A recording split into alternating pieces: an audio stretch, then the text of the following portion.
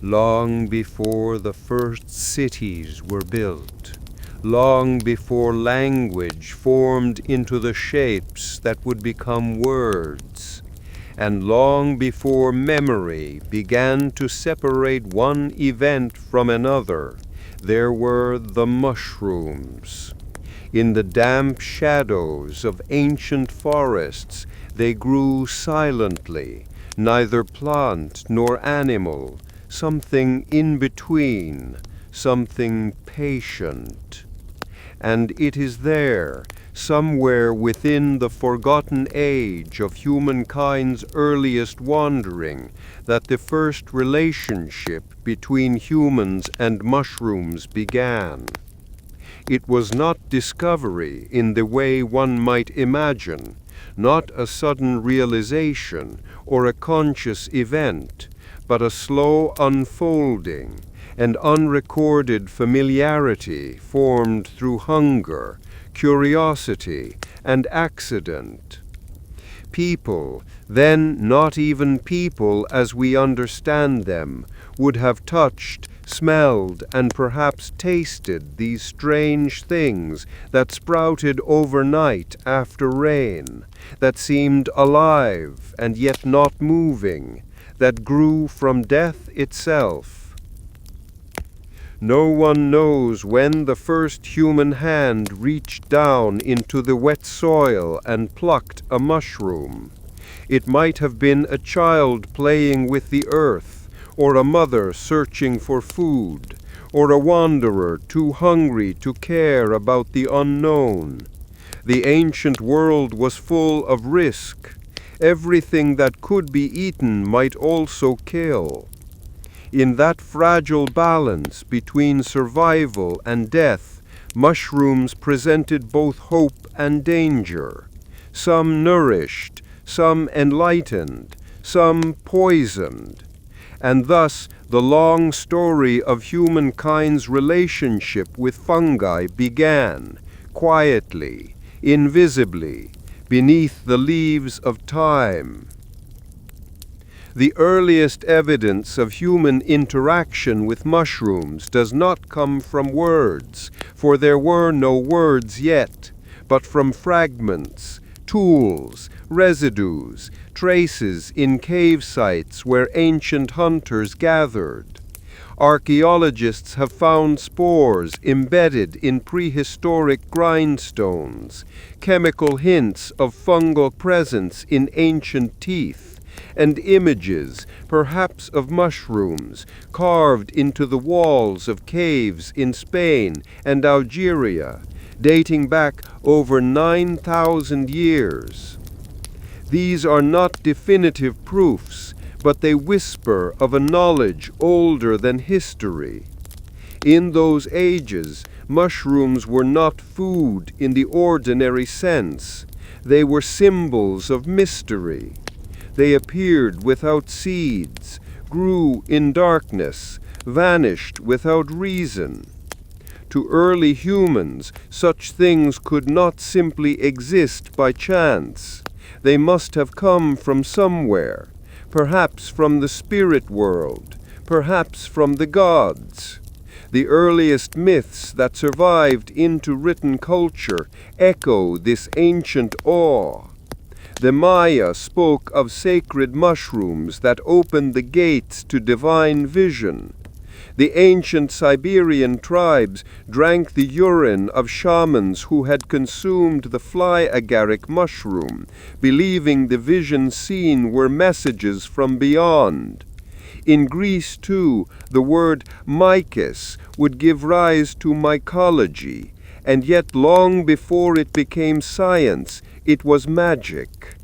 Over millennia, mushrooms became part of ceremony, part of survival, part of story.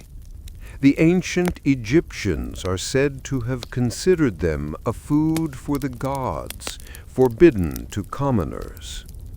Roman emperors dined on them with suspicion and desire. Claudius, as history tells, was poisoned by one. In China, the reishi mushroom was known as the elixir of immortality, sought by emperors and monks alike, not for intoxication, but for eternal life. The same pattern repeats again and again: wonder, danger, reverence. But to speak of mushrooms only as objects of myth is to forget the deeper, quieter truth that humans and fungi have always been bound together beneath the soil.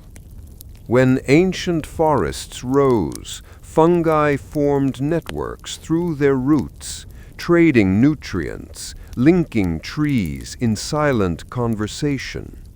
And humans, wandering above, began to follow the same invisible map.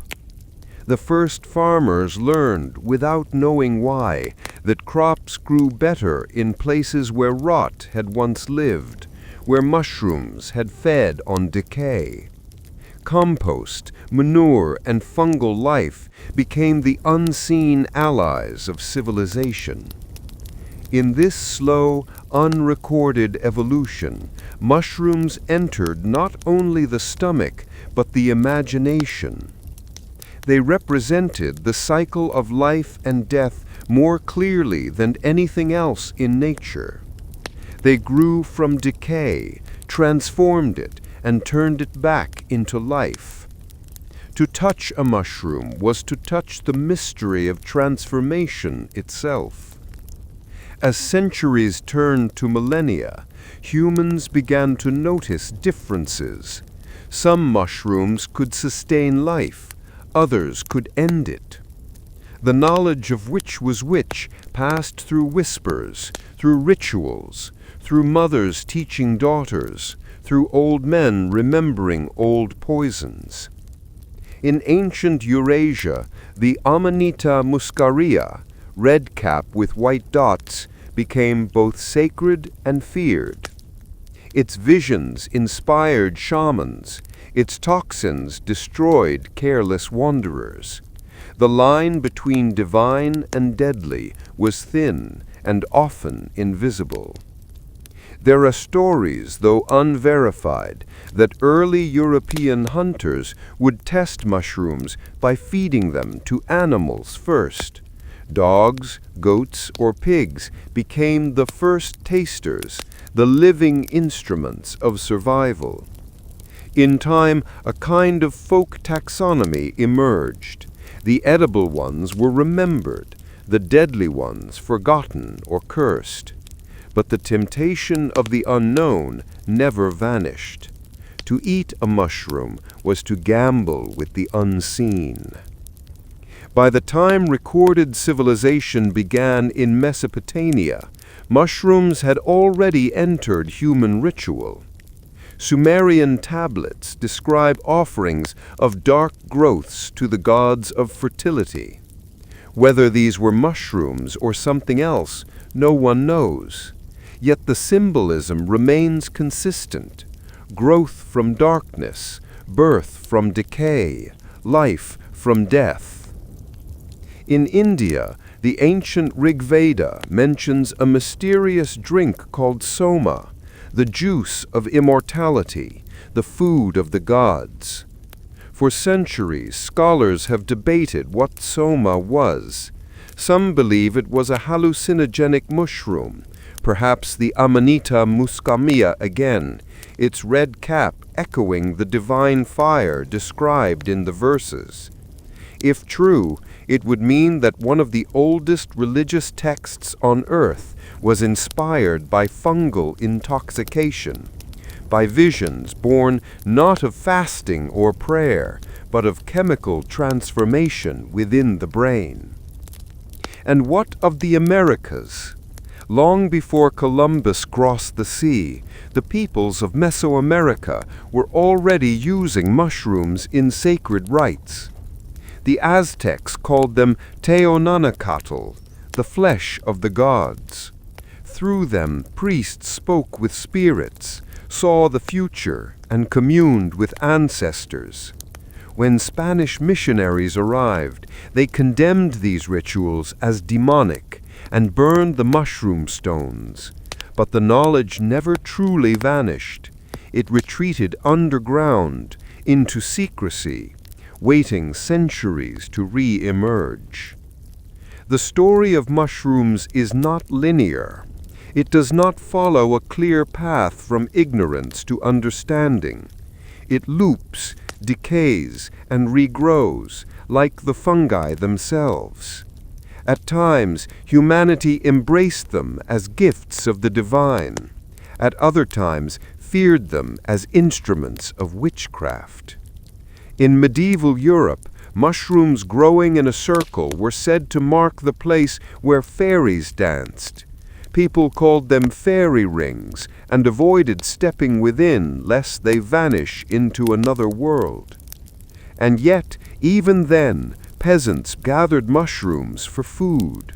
Knowledge passed in silence. One wrong step, one wrong cap, and death came quietly. The fear persisted, but so did the need. Hunger has always been stronger than superstition. By the Renaissance, as Europe rediscovered science, mushrooms remained elusive. Botanists struggled to classify them. They had no flowers, no seeds, no apparent roots. They seemed to spring from nowhere, an affront to the logic of creation. Some scholars believed they were spontaneous life forms generated from rot itself. It would take centuries more before microscopy revealed spores, and later still before DNA would uncover the vast hidden kingdom beneath our feet. But humanity did not wait for science to understand mushrooms in the only way that truly mattered, through use. The peasants of Russia pickled them. The monks of China brewed them into tea. The tribes of Siberia journeyed with them into the snowbound visions of their gods. Each culture found its own relationship, its own balance of fear and fascination. And all the while, beneath the soil, the mycelium spread, networks older than language, connecting tree to tree, forest to forest. The mushrooms above were only the fruiting bodies, the brief visible expression of something infinitely larger. Humanity, too, is but a fruiting body, temporary, fragile, growing for a moment upon the earth. The question of when humans started using mushrooms, then, has no single answer. It is not a point on a timeline, but a relationship that began before memory. To ask when is to misunderstand the nature of the thing itself, for mushrooms have always been there, waiting, and humanity merely discovered what was already part of the world's design. They fed us when we were hungry. They healed us when we were sick. They deceived us, enlightened us, destroyed us, and taught us. In their silence, they offered a mirror. And perhaps in some strange way, we are more like them than we care to admit, spreading unseen, surviving through decay, transforming the dead into the living again and again. The story continues, but not in a straight line. For the more we learn, the more we realize how little we know.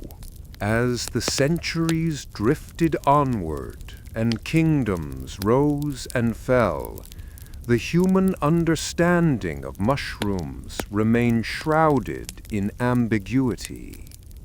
In the quiet corners of Europe's forests, peasants gathered them without names, guided only by memory and intuition, while scholars debated endlessly whether fungi belonged to the realm of plants or to some separate kingdom of decay. It is strange to consider how little was truly known, even as people relied on them daily. In a world where so much was written about the stars and the heavens, few dared to write about the things that grew in the dirt. Mushrooms were too common, too mysterious, too close to death. During the medieval era, superstition wrapped around them like moss.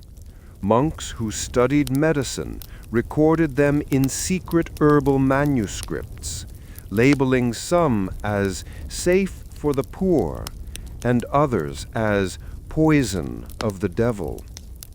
The fly agaric, brilliant red and white, was known but misunderstood. Those who dared to eat it spoke of visions, of fire, of music heard in the silence. But such stories were dangerous. To see visions was to invite suspicion. To speak of transformation was to risk accusation. And so the knowledge of hallucinogenic mushrooms drifted into whispers, hidden under layers of fear. But the peasants never stopped collecting. Hunger does not wait for understanding. In the cold northern lands, mushrooms were dried and stored for winter, boiled in broth, fried in animal fat, preserved in vinegar. Each village had its own lore, its own small system of safety, learned through tragedy. Every generation lost someone who ate the wrong one, and so, generation after generation, the knowledge sharpened, not through science, but through sorrow. Meanwhile, across the world in China and Japan, a different relationship was unfolding. There, mushrooms were not simply food, but medicine, balance, and harmony. Taoist alchemists wrote of Lingzhi, the mushroom of immortality, claiming it grew only in pure air, far from human corruption. It was not meant to intoxicate, but to prolong life. Monks gathered them from mountainsides, believing that by consuming them they aligned their spirits with the eternal order of the universe. The philosophies of East and West diverged sharply here. While Europeans feared mushrooms as tools of witchcraft, the East revered them as instruments of enlightenment. But science, slow and persistent, was beginning to awaken. In the 17th and 18th centuries, the invention of the microscope revealed the unseen world. For the first time, spores could be observed, delicate dust that floated invisibly through the air. The assumption that mushrooms were born spontaneously from rot was slowly overturned. They were not miracles of decay, but organisms with life cycles, with patterns, with purpose. Still, even as classification advanced, the cultural imagination refused to let go of the old magic. The age of enlightenment wanted everything named, measured, and explained, but mushrooms resisted. They grew in darkness, in damp corners, appearing and disappearing unpredictably. Scientists could not easily cultivate them. Unlike seeds, they would not sprout under controlled conditions. The mystery of their growth humiliated the logic of the laboratory. They belonged to chaos, to shadow, to a realm beyond human certainty. In time, however, the stubborn patience of naturalists prevailed. They began to map species, to draw them in notebooks, to compare forms and colors. Latin names multiplied: Agaricus, Boletus, Psilocybe. Still, the meaning of their powers remained hidden. The hallucinogenic varieties remained largely unknown to the Western world, or at least unnamed in polite company. The sacred use of mushrooms in the Americas had been buried under centuries of conquest and silence. But in hidden ceremonies in mountain villages of Oaxaca, the rituals continued. The flesh of the gods was still consumed, still speaking in visions to those who listened. It was not until the mid-20th century that the modern world rediscovered what the ancients already knew. In 1955, R. Gordon Wasson, a banker turned amateur ethnomycologist, traveled to Mexico and witnessed a Mazatec mushroom ceremony led by the curandera Maria Sabina. His account, published later in Life magazine, shocked the Western imagination. The old stories of divine mushrooms, once dismissed as superstition, returned as scientific curiosity.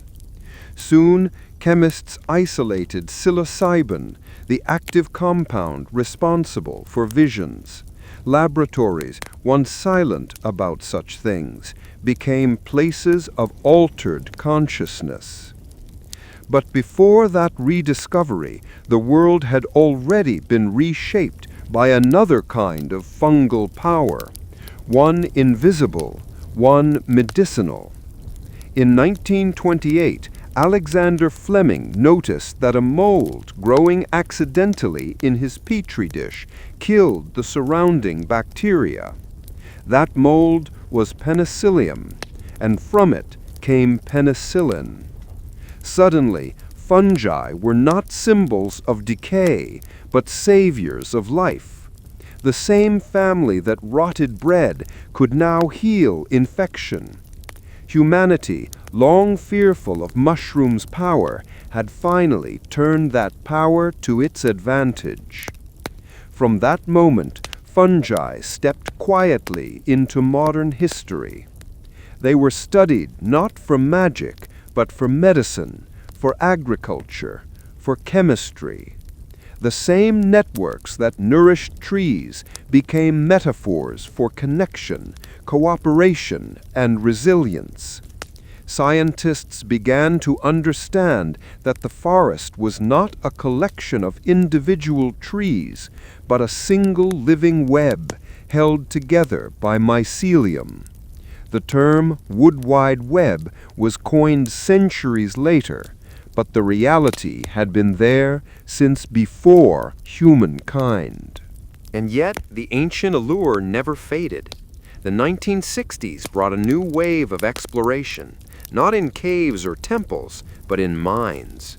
Psilocybin and LSD entered the vocabulary of culture. People who had never set foot in a forest now spoke of oneness, of eternity, of visions that echoed the shamanic experiences of forgotten tribes. The cycle repeated itself again. Revelation, fear, suppression. Governments banned the substances, scientists retreated. But the spores of curiosity had already spread. If one looks back across time, a pattern emerges, a kind of rhythm between fear and fascination. When knowledge deepens, reverence fades. When ignorance returns, mysticism grows. Mushrooms sit precisely at that border, where science and spirituality blur. They are too biological to be purely symbolic, too mysterious to be merely biological. They belong to the threshold between worlds, and that is perhaps why humanity cannot stop returning to them. To understand mushrooms is to understand humility. They remind us that life is not controlled by what we see. Beneath the ground, invisible threads determine the fate of forests. Beneath civilization, invisible histories shape belief and ritual.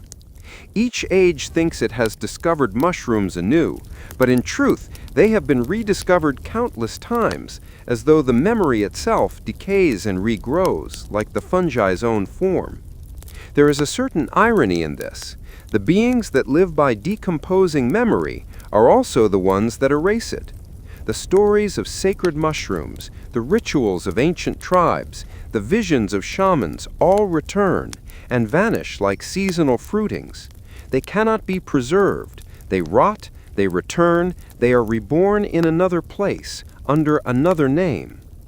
Perhaps this is why history feels circular when we speak of mushrooms. Each attempt to define them leads back to mystery. Each scientific explanation opens another door. Even now, when DNA sequencing has mapped thousands of species, the vast majority remain unknown. The forest floor holds secrets older than civilization. The mycelial networks under our feet are measured not in meters, but in miles, spanning entire landscapes, breathing, communicating, feeding life in ways still half understood. The oldest known organism on Earth is not a tree or an animal, but a fungus, a honey mushroom in Oregon, stretching across thousands of acres, thousands of years old. It grows slowly, quietly, unnoticed, its fruiting bodies rising and dying every season, while the true being lives on underground. Humanity measures time in centuries. The fungus measures it in decay. When did humans start using mushrooms?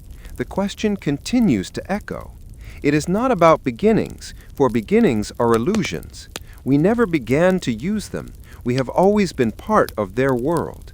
They digest what we leave behind, turning death into soil, soil into life. In the end, we too return to them. The cycle is complete. The story is not linear, but fungal, branching, spreading, dissolving boundaries. If civilization were to vanish tomorrow, the fungi would not mourn. They would simply continue, feeding on ruins, restoring balance, preparing the ground for whatever comes next. In that sense, they are both our ancestors and our inheritors. We walk upon their world, not the other way around. And so the story goes on, not with an ending, but with a soft continuation. The mushrooms do not finish their tale. They wait, patient as ever, for the next rain, the next decay, the next curious hand to reach down into the soil and begin the cycle once more. Deep, slow, emotionless, calm narration with slight ancient curiosity.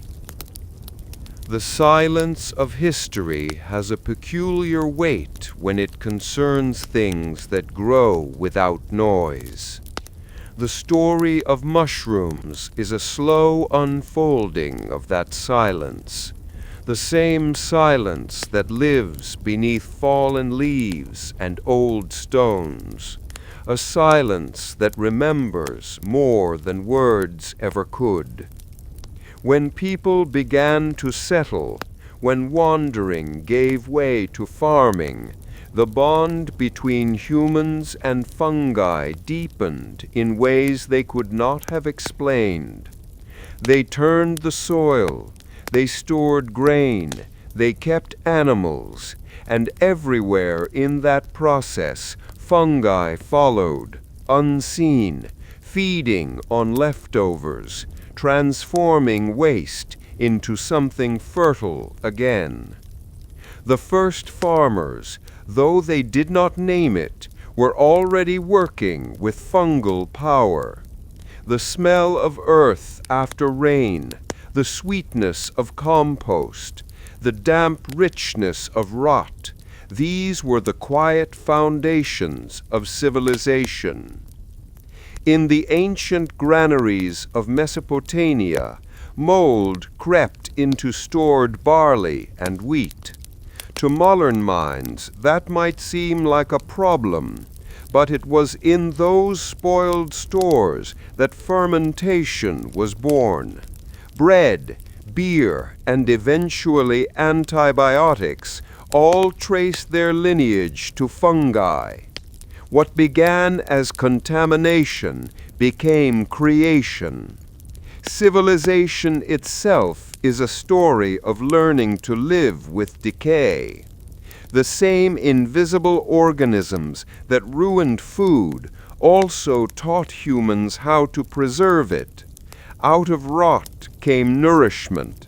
Out of loss came discovery. In ancient Egypt, the scribes recorded rituals for brewing and baking, not knowing that yeast, a single-celled fungus, was the true worker behind the process. They thanked the gods for fermentation, for transformation, for the magic that made grain rise and liquid bubble. The gods, as it turned out, were microbial. Yet humanity, being what it is, preferred the mystery. The idea of divine intervention was far more poetic than the truth of invisible spores. The Greeks and Romans inherited that legacy, though they gave it new names. They spoke of Dionysus, of Bacchus, of divine intoxication.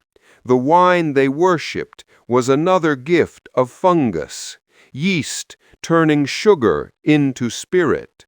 But the mushrooms themselves, those that grew in the forests and fields, remained symbols of ambivalence. Some emperors loved them to the point of addiction. Others feared them as instruments of murder. When Emperor Claudius died, poisoned by his wife's ambition, it was said that mushrooms made him a god. In those words, sarcasm and reverence blended into one. After the fall of Rome, as Europe entered the long, dim corridors of the Middle Ages, the mushroom retreated into folklore. In forests left to grow wild again, mushrooms flourished, and so did the tales that surrounded them. Fairy rings became marks of enchantment. Peasants avoided them, believing they were the dancing grounds of spirits. The connection between mushrooms and the other world deepened. Where rational knowledge faded, imagination filled the gap. In those centuries, every strange growth, every sudden appearance of fungi after rain became an omen. The natural and the supernatural were not opposites, but mirrors of each other. It is interesting that the same period in which Europe feared mushrooms, Asia cultivated them with care. In Japan, shiake mushrooms were grown on logs, carefully tended by farmers who had long understood the cycles of decay. In China, mushrooms were described in medical texts not as poisons, but as balancers of the body's inner energies. There, the relationship was one of partnership, not dread. While the West saw corruption, the East saw harmony. The fungus, to them, was a mediator between heaven and earth, death and rebirth. Centuries later, when trade routes connected the continents, these philosophies began to mix. Dried mushrooms from Asia reached European markets, strange and exotic, prized for flavor, and believed to hold mystical properties. European travelers wrote of them with both admiration and confusion. They described forests glowing after rain, the earth breathing with life, yet still few understood what they were seeing. Science lagged behind observation. The Renaissance brought with it the hunger to classify. Everything needed to be named, ordered, placed within a system. Plants, animals, minerals, all were arranged into neat hierarchies. But mushrooms refused to cooperate. They blurred the lines. Were they plants? They had no leaves. Were they animals? They did not move. They seemed to exist outside the order of nature itself. Some scholars, unwilling to accept uncertainty, simply left them out of their catalogues. For a time, mushrooms existed as the unclassifiable other. Even as science advanced, the old fear remained. In the 17th century, during outbreaks of ergotism caused by a fungus infecting rye, entire villages convulsed in madness. People saw visions, screamed of demons, burned suspected witches. The fire of St. Anthony, as it was called, came from ergot poisoning, a fungal toxin that constricted blood flow and twisted minds. Whole histories of hysteria and persecution may trace their roots to that tiny organism feeding quietly in the grain. In that sense, fungi did not just feed humans, they shaped their behavior, their fears, their myths. The witch hunts of Europe were, in a strange biological irony, fueled by fungus. By the Enlightenment, thinkers began to strip the world of its mysteries, but fungi remained stubbornly elusive. Even when microscopes revealed their spores, even when the first mycologists tried to map their family trees, there was something unsettling about them.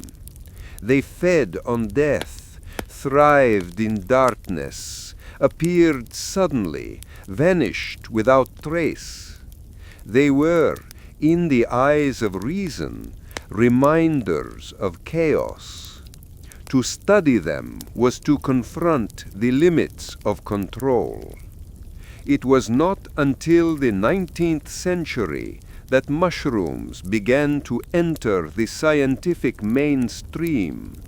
The term fungi became standardized. Species were described, catalogued, pressed into books. But still, their larger story, how they connected life and death, remained invisible. The Industrial Revolution, obsessed with machines and progress, had little patience for decay. Factories replaced forests, and with them went the quiet understanding of cycles. Yet beneath the new cities, the same networks continued. The mycelium does not care for human ambition. It feeds wherever there is waste. When the 20th century dawned, humanity was surrounded by fungi in ways it scarcely noticed. Yeast brewed beer, baked bread, fermented wine. Mold spoiled food, but also produced medicine.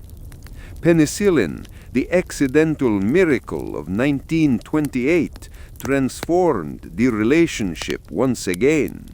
For the first time, fungi saved more lives than they took. The same kingdom that caused rot and plague became the foundation of modern medicine. It was a kind of redemption, though the fungi themselves had done nothing different. It was humanity's perception that changed, not nature's behavior. Meanwhile, deep in the jungles and deserts, the traditional uses of psychedelic mushrooms continued. In places untouched by industrial order, shamans still gathered the sacred fungi under the moonlight, still spoke to spirits in languages the modern world had forgotten. When Western researchers rediscovered them in the 1950s, they thought it was something new, a revelation of science. They did not realize they were merely reopening an ancient door. From that rediscovery came both fascination and fear. Psychologists saw potential for healing. Governments saw potential for chaos. The same mushrooms that once connected priests to gods now connected students to rebellion. They became symbols again, this time not of mystery, but of freedom. And as always happens with symbols, they were misunderstood. The rituals became experiments. The visions became recreation. The sacred became chemical. In that shift, something essential was lost. The understanding that mushrooms were never about escape, but about reflection. The visions they offered were not dreams, but mirrors. They showed people not another world, but the same world seen without boundaries. For a moment, one could glimpse what the fungi always knew, that everything is connected, that decay is not the end, but the beginning. As modern science delves deeper into fungal biology, that old truth re-emerges under new names. Mycorrhizal networks, carbon exchange, interspecies communication, terms that sound technical but mean what shamans once said in simpler words. The forest is alive as one being. Trees speak through fungi. Nutrients flow where needed. Death feeds life. The pattern repeats. And yet, for all our progress, we remain strangers to the soil. We pave over the ground that feeds us, poison the rot that sustains the cycle. The fungi persist, indifferent to our ignorance. They will inherit what we abandon, as they always have. After every extinction, fungi thrive. They clean the ruins, digest the corpses, prepare the ground for renewal. In the end, it is they who decide when life begins again. To tell the story of mushrooms, then, is to tell the story of humility. For all our knowledge, we have never been their masters. We are temporary guests in their kingdom. The first humans to taste them learned that through hunger. The last humans will learn it through decay. Between those two moments stretches all of history. Boring, perhaps, but inevitable. The mushroom waits. The rain falls. The cycle continues. By the time humans began settling into early agrarian societies, their relationship with mushrooms had already stretched across thousands of years. They were no longer a mysterious forest curiosity, but had become a part of human ritual, medicine, and diet. Yet despite this long familiarity, mushrooms remained a symbol of uncertainty. A berry could be sweet or sour, but a mushroom could be life or death. This ambiguity made them a mirror for human nature. Curiosity tempered by fear. Exploration mixed with hesitation. Archaeological traces from early Mesopotamian and Egyptian sites suggest that mushrooms were often connected to gods, dreams, and the afterlife. The Egyptians referred to them as the plant of immortality. Pharaohs were the only ones allowed to eat them. It was not because they were nutritious, but because they were seen as divine, a food that did not grow from seeds, appearing suddenly after rain, emerging as if by magic from the damp earth. To the human imagination, that was enough to make them sacred. In China, records from the Han Dynasty speak of the Lingzhi, the mushroom of spiritual potency, believed to grant long life and inner peace. Scholars, monks, and emperors sought them in hidden mountain groves. The search for Lingzhi became a metaphor for enlightenment. Not everyone who sought it could find it, and even if found, it required patience and humility to consume. It was more than a mushroom, it was a lesson. In ancient Greece, philosophers like Theophrastus and later Pliny the Elder wrote about fungi with both fascination and confusion. They could not fit them neatly into categories of plant or animal. They lacked seeds, leaves, or flowers, yet grew and reproduced mysteriously. Even Aristotle's followers found themselves unsettled by these strange organisms. Mushrooms became a topic where science met mysticism, where explanation ended and wonder began. Meanwhile, in Central and South America, civilizations like the Aztecs used psychedelic mushrooms in religious ceremonies.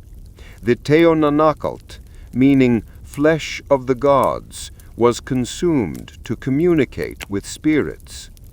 Spanish chroniclers, upon witnessing these rituals, described them with both horror and awe. The colonial suppression that followed pushed these traditions underground for centuries, but the memory of their power never disappeared. In medieval Europe, the relationship with mushrooms grew darker. The forest became a place of both livelihood and fear. People gathered mushrooms for food, but superstition ran deep. Many believed that rings of mushrooms in the grass were signs of fairies dancing. Fairy rings, they called them. To step into one was to risk being taken to another world. The connection between mushrooms and mystery deepened again, not through reverence, but through folklore and caution. In the Renaissance, the study of natural history revived curiosity. Artists painted mushrooms in the corners of still lifes, symbolizing mortality and the fleeting nature of life. Scientists began to catalog species, though they still struggled to understand how fungi fit into the grand taxonomy of creation. By the 17th century, mushrooms were both studied and feared, symbols of decay, disease, and transformation. In the Enlightenment, brought new methods, but not yet full understanding. Microscopes revealed spores, suggesting a hidden reproductive system. But it was not until the 19th century that fungi began to be classified properly. The line between edible and deadly remained uncertain, leading to tragic mistakes among explorers and botanists. Even now, centuries later, the fear of misidentification lingers. The knowledge that nature hides both food and poison in the same form. In the early 20th century, the scientific study of mushrooms expanded rapidly. Mycology, the study of fungi, emerged as a distinct field. Researchers discovered antibiotics like penicillin, derived from fungal molds, changing the course of medicine forever. what was once a symbol of mystery became a key to survival. Yet even as science advanced, the cultural echoes of ancient awe remained. The mushroom was still a bridge between life and decay, between the known and the unseen. And by the mid-20th century, another chapter began. Psychologists and philosophers rediscovered the ancient rituals of psychedelic mushrooms. Experiments in the 1950s and 60s explored their effects on consciousness. Figures like Timothy Leary and Aldous Huxley turned them into symbols of spiritual awakening and rebellion. Governments reacted with fear, banning their use, but the curiosity never stopped. The cycle repeated: curiosity, fear, control, rediscovery, just as it had thousands of years before. And now, in the modern world, humans grow mushrooms in sterile laboratories, engineer them for medicine, and even use them to make biodegradable materials. Yet the wonder remains the same. A mushroom grows silently, invisibly beneath the soil, until one day it appears, perfect and strange, a reminder that not everything needs to be understood to be beautiful. Because from the caves of prehistoric hunters to the laboratories of modern scientists, the story of mushrooms is not just about food or drugs or medicine. It is about curiosity itself, that quiet, ancient instinct to reach for what we do not fully understand. And perhaps that is why humans never stopped using them. They are not just part of nature's history. They are part of our own. In the quieter corners of industrial history, mushrooms appeared again, not as mystical symbols or culinary curiosities, but as silent workers in the machinery of human progress. The 19th and 20th centuries were ages of coal, steel, and steam, but even there, in the damp tunnels and abandoned mills, fungi found their place. They grew where light could not reach, breaking down the forgotten waste of human ambition. Spores drifted into cracks of old buildings, colonizing rotting wood and rusting iron. Unseen, they digested civilization's leftovers. While humans measured time by invention, mushrooms measured it by decay. Scientists studying these humble decomposers began to realize that fungi were more than background organisms. They were engineers of the Earth's recycling system. Long before humans built factories, fungi had been dismantling forests and returning life to soil. In every dead tree, in every fallen leaf, they continued their ancient work, silent, tireless, and impartial. If humans were the architects of progress, fungi were the custodians of balance. Without them, the world would drown in its own remains. During the wars of the 20th century, mushrooms made unexpected appearances. In the trenches of World War I, soldiers noticed strange molds growing on damp boots and uniforms.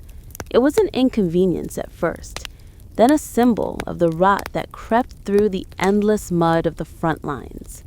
Later, during World War II, the discovery of penicillin, derived from the Penicillium mold, changed everything. A small, accidental growth in a forgotten petri dish saved millions of lives. A war fought with steel and fire was quietly turned by a fungus that grew in silence. The irony was not lost on historians. Civilization had always viewed rot as the end of things, yet in that moment, decay had given birth to healing. penicillin became a symbol of hope, and behind it stood a lineage of fungi stretching back through the damp forest of prehistory. The same family that decomposed corpses on the battlefield could also save the wounded from infection. It was as though nature, indifferent and eternal, had decided to remind humanity that destruction and renewal were never separate. After the war, the world changed again. Industrialization accelerated, cities expanded, and science turned its eyes toward the microscopic. Fungi became the subjects of deeper study in genetics, agriculture, and pharmaceuticals. Their mycelial networks, invisible yet vast, were compared to neural networks and even to the structure of the Internet. The more humanity learned, the more it seemed that fungi had always been there, quietly connecting the world in ways people were only beginning to imagine. In art, mushrooms returned as quiet metaphors. Painters, poets, and filmmakers began to see them not as simple plants, but as emblems of impermanence and hidden growth. The surrealists found in their forms a symbol of the unconscious, soft, alien, and strangely beautiful. Post-war writers used them to describe post-industrial decay, the spreading silent growth beneath society's polished surfaces. Even in modern science fiction, fungal imagery persisted, spores taking over planets, colonies growing in the ruins of civilization. Humanity could not stop imagining fungi because they represented what humans feared and admired most: persistence without ego, creation through destruction. In the late 20th century, researchers discovered new possibilities. Certain mushrooms could break down plastic, oil, and toxic waste. Mycologists like Paul Stamets began to argue that fungi might help repair the planet that humans had damaged. They could clean soil, restore ecosystems, even serve as food sources for the future. The same ancient organisms that once fed hunters in the forest could now perhaps help humanity survive its own excess. Yet the cultural perception of mushrooms never entirely changed. For many, they remained strange, suspicious, too easily linked with poison and hallucination. Supermarkets offered neat white button mushrooms, stripped of mystery, while the wild varieties stayed in the domain of foragers and dreamers. The modern world had tamed fungi, or thought it had, by packaging them into plastic and labeling them by weight. But in the quiet corners of the earth, in forests, landfills, and underground labs, the true world of fungi continued, endless and unseen. And so, as the 21st century unfolded, the story of mushrooms and humans entered another phase.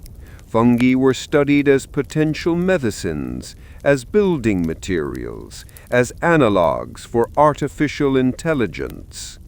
Scientists spoke of mycelial networks as models for decentralized thinking. Philosophers wrote about fungal intelligence, the idea that coordination could exist without hierarchy, communication without language. It was unsettling, but also strangely comforting. In a time obsessed with control and clarity, mushrooms offered a lesson in patience and ambiguity. They grew where they were needed, fed on what was available, and connected what seemed separate. It is said that civilization began when humans learned to plant seeds. Perhaps it will endure because they learned to understand decay. For in every cycle, from birth to rot, from invention to ruin, fungi have been the quiet companions of human history. They were there when fire was discovered, when empires rose and fell, when war and healing traded places. They are there now, beneath the streets, beneath the forests, beneath the farms and skyscrapers, a living memory of everything that has ever died and everything that will grow again. And perhaps that is the true answer to the question of when humans started using mushrooms. The truth is, they never stopped. They have always been using them, not only with their hands, but with their minds, to think about life, to fear death, to understand that both are made of the same quiet, spreading network beneath the surface of things. In the contemporary age, mushrooms have transcended mere survival or ritual. They occupy laboratories, kitchens, forests, and even the imagination of technologists. Researchers study mycelium not only for its biological properties, but as a model for complex systems, observing how networks operate without a central command, how resources flow efficiently, how connections are formed invisibly and persistently. The world of fungi offers a metaphor for life itself, decentralized, resilient, adaptive, and patient. The same organism that fed early humans, healed them, and inspired visions now instructs engineers and designers on principles of sustainability and cooperation. In cities around the world, fungal-based materials are replacing plastics, insulating buildings, and creating biodegradable packaging. Farms grow mushrooms as both food and medicine, while scientists explore their potential to purify water, absorb toxins, and remediate environmental damage. The very earth beneath human infrastructure, once ignored, now draws attention for its silent, living complexity. Fungi, which have always existed in the shadows, are emerging as teachers of modernity, illustrating that growth need not be linear, and that life thrives through cycles of decay and renewal. Culturally, mushrooms remain symbols of mystery. The red-capped fly agaric still evokes visions of the sacred and the hallucinatory. In literature and art, they symbolize transformation, ephemerality, and hidden networks of life. For thousands of years, humans have projected onto them stories, fears, and dreams. They appear in folklore, religious texts, science fiction, and popular culture alike. They remind humanity that the smallest forms of life can hold lessons far beyond immediate comprehension, that survival, adaptation, and interconnectedness are not human inventions, but natural processes observed in the quiet work of the Earth's decomposers. From prehistoric forests to modern laboratories, the story of mushrooms is inseparable from the story of humans. They have shaped diets, inspired mythologies, cured diseases, and taught philosophy. They have been feared, revered, ignored, and celebrated. Yet throughout all ages, one constant remains. Mushrooms exist on their own terms, indifferent to human agendas, patiently performing the work of life and death. In this, they offer both humility and instruction, a lesson in the slow, steady unfolding of existence. So when did humans start using mushrooms? The question may be less about chronology and more about relationship. Humans did not discover mushrooms once. They have been rediscovering them ever since, in forests, in temples, in laboratories, in kitchens, and even in the mind. The interaction continues, a continuous dialogue across time, a network of knowledge, fear, curiosity, and necessity. In the end, the mushroom waits, as it always has, patient, silent, resilient, and utterly indifferent, a quiet witness to human history and to the ongoing cycles of life itself. And thus the story of humans and mushrooms closes, not with an ending, but with continuity. Every hand that touches the earth, every mouth that tastes, every scientist who studies, every poet who imagines, becomes part of a long lineage of interaction. The mushroom, in its simplicity and complexity, embodies the same lessons that have persisted for millennia. Life is fleeting, death is constant, and transformation is inevitable. In that quiet, persistent truth, humans have found both sustenance and wisdom, and perhaps a mirror of their own place within the greater unfolding of the natural world. The cycle goes on, endlessly, as it always has, as it always will.